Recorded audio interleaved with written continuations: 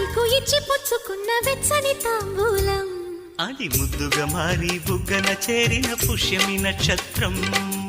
ఎక్కు పెట్టి ఉన్న పంచదార విల్లు చేసింది గాయం అది గుచ్చకపోతే వచ్చిన వయసుకి తీరదు మోమాటం